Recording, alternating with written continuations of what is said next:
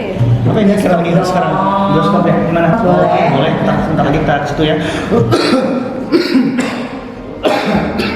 Bang, nggak boleh kayak gitu.